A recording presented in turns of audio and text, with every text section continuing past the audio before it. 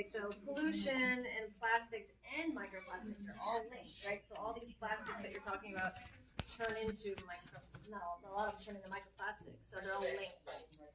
Yeah, the thing about microplastics is like it's hard to put your finger on one specific source. It's coming from all different. It's coming from when you overstuff your trash and you don't close the bag well, and the garbage guy comes and he flips it and some pieces escape.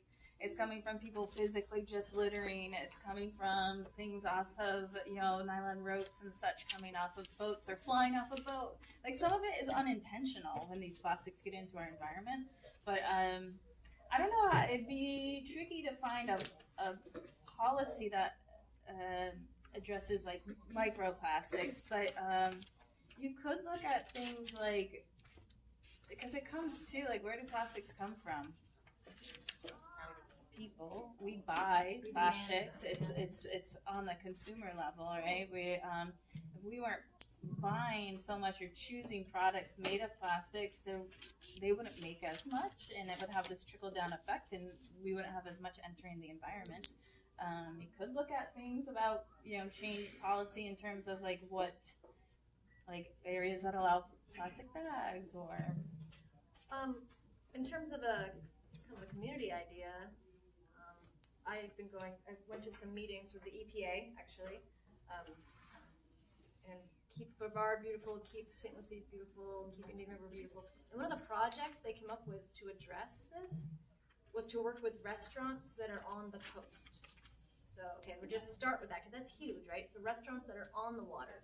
And they developed a program that had different levels that they could join. So let's first start with transitioning to different types of straws. So I forgot I had this in my bag. There's a student group in Martin County that is trying to educate about single-use plastics that you use once and you toss out, right?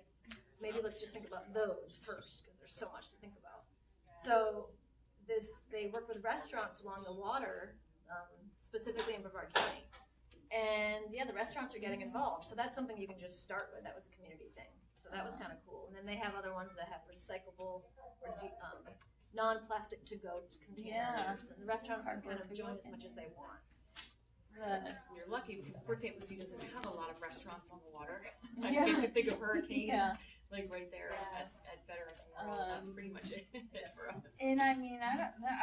At this point, and correct me if I'm wrong, like the city level doesn't have authority to ban plastics in their city or at the county level. At the state level, they will not. Currently, they're not letting counties and cities make that choice.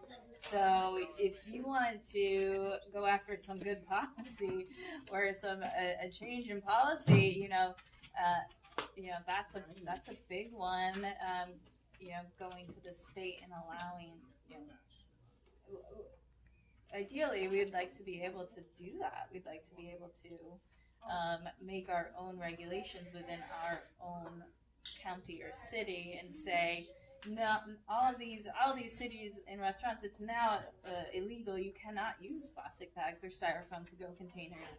But we can't do that right now. The best you can do is educate, and you try to persuade them to make that choice on their own. And if you're going to make new policy, you're going to need the community support anyways. Yep. So, and you know what? You don't need policy to make changes, right?